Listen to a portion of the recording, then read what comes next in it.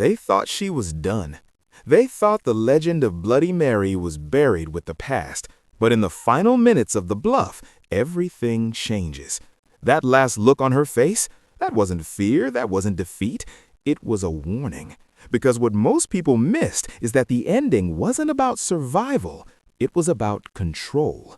And the final decision she makes doesn't just protect her family. It sets up something much bigger, something darker, something that could turn this pirate revenge story into a full franchise.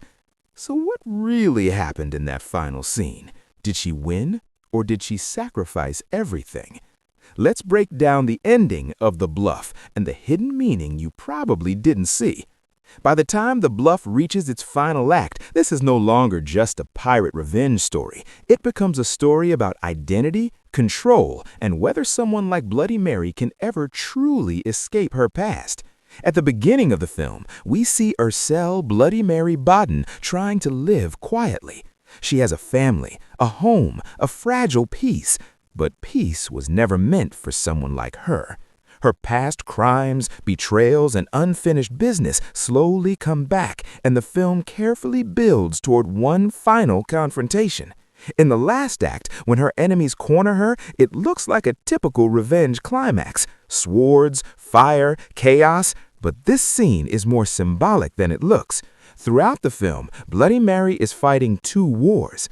The external war against those hunting her, the internal war against who she used to be. When she steps into that final fight, she isn't just protecting her family, she is choosing which version of herself survives. And here's the important detail most viewers missed. She does not fight recklessly, she fights strategically. Every move is calculated, every attack is controlled. This shows us something powerful. She is no longer the wild pirate the world fears. She has evolved. Now let's talk about the moment that changes everything. After defeating her enemies, she has a choice: run again or take control permanently.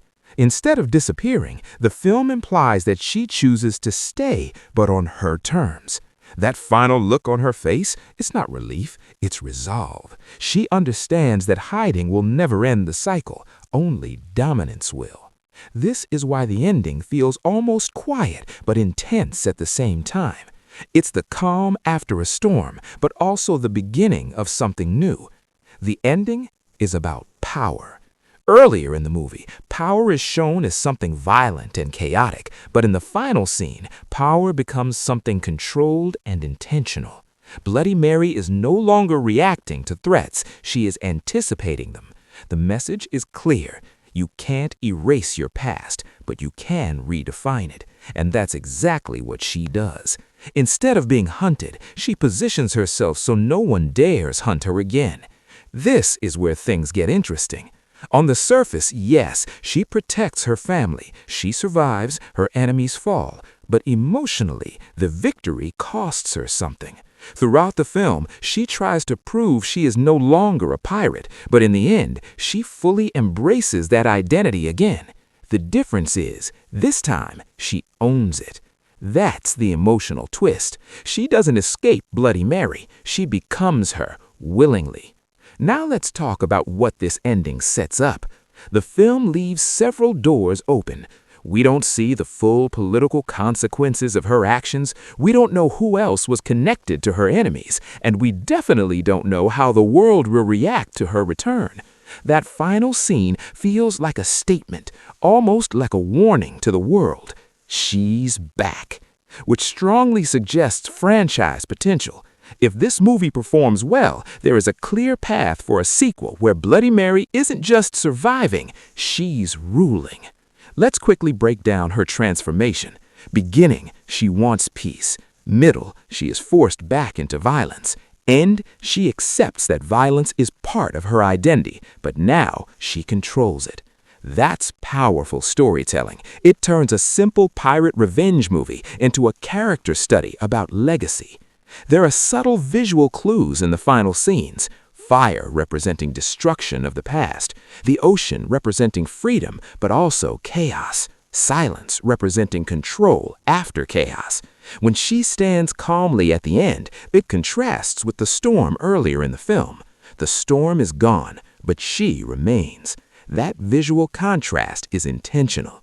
So what is The Bluff really about? It's about the illusion of escape. You can bluff the world, you can bluff your enemies, you can even bluff yourself. But eventually, the truth surfaces. And for Bloody Mary, the truth is she was never meant for a quiet life. She was meant to lead. So was this just a revenge movie or the origin story of something bigger? If a sequel happens, we might see Bloody Mary not just as a survivor, but as a legend reborn. And honestly, that final look suggests she's just getting started. That's all for today. If you're new here, don't forget to subscribe. See you in the next one.